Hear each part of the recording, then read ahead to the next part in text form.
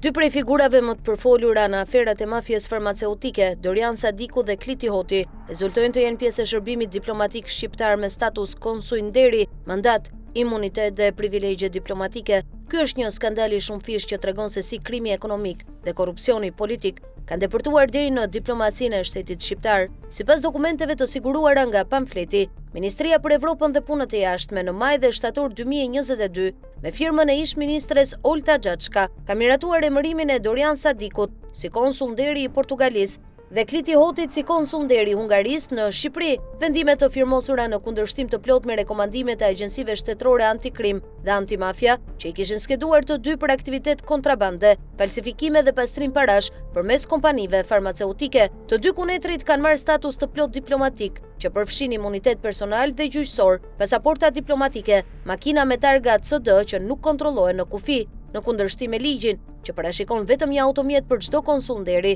Sadiku dhe Hoti kanë nga 3 makina me targa diplomatike, të cilat përdoren për transport të mallrave dhe personave të rrjetit të tyre. Sipas burimeve, ky status po përdoret për të importuar kontraband farmaceutike dhe substanca të ndaluara narkotike në mbrojtjen e imunitetit diplomatik. Të dy janë në hetim nga SPAK si pjesë e dosjes së ish-ministrit të shëndetësisë Ilir Beqa, tashmë i arrestuar për korrupsion dhe pastrim parash. Sipas dosjes së BKH, Sadiku është administratori i kompanisë Delta Pharma që ka përfituar miliona euro nga tenderet e barnave përmes kontratave fiktive dhe faturave të rreme në bashkëpunim me kompaninë Novartis të Kliti Hotit. Në të njëjtën kohë, Delta Holding, kompaninë e hije e grupit, është përdorur për qarkullimin e parave të pista në tregun farmaceutik, por pavarësisht këtyre hetimeve, Olta Xhaçka i pajisi të dy me mandat konsueshënderi, duke shpërfillur sinjalet e institucioneve të sigurisë që paralajmëronin për rrezikun që përfaqësonte aktiviteti i tyre. Sipas burimeve diplomatike, kjo u bë me ndërhyrjen direkte të Edi Ramës, që kërkonte të shpërblente bizneset që furnizojnë kompanitë e lidhura me familjen e tij politike dhe bashkëshortin e Xhaçkës. Në fakt, ndër kompanitë që furnizojnë me ilaçe të kontrabanduara nga Delta Pharma dhe Novartis janë edhe Unifarma, ku bashkëshorti Olta Xhaçkës zotron 50% të aksioneve, Megastor dhe Medikamenta, me kapital qarkullues mbi 1.5 milion euro nga burime të padeklaruara.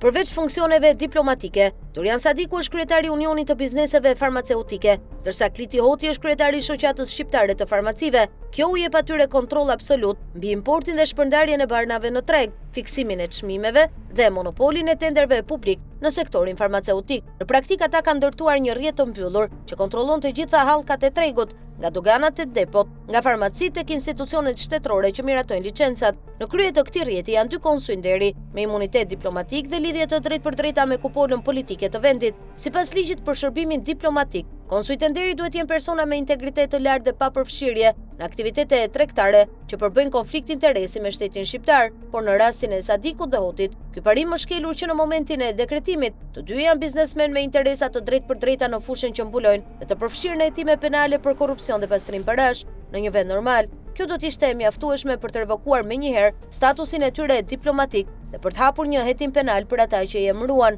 por në Shqipëri, konetrit e mafias farmaceutike janë kthyer në simbol të pushtetit që bashkon politikën, biznesin dhe diplomacinë në një rrjet të vetëm korrupsioni. Por Dorian Sadiku e Kliti Hoti përfaqësojnë Portugalinë e Hungarinë në Shqipëri, nuk është më diplomaci, është imunitet për mafian. Ky rast tregon se në shtetin e Edi Ramës, korrupsioni nuk kufizohet në tender dhe biznese, por ka depërtuar deri në shërbimin diplomatik, vend që të mbrojë interesin kombëtar. Diplomacia shqiptare po mbron interesat e një rrjeti kriminal me pasaporta diplomatike.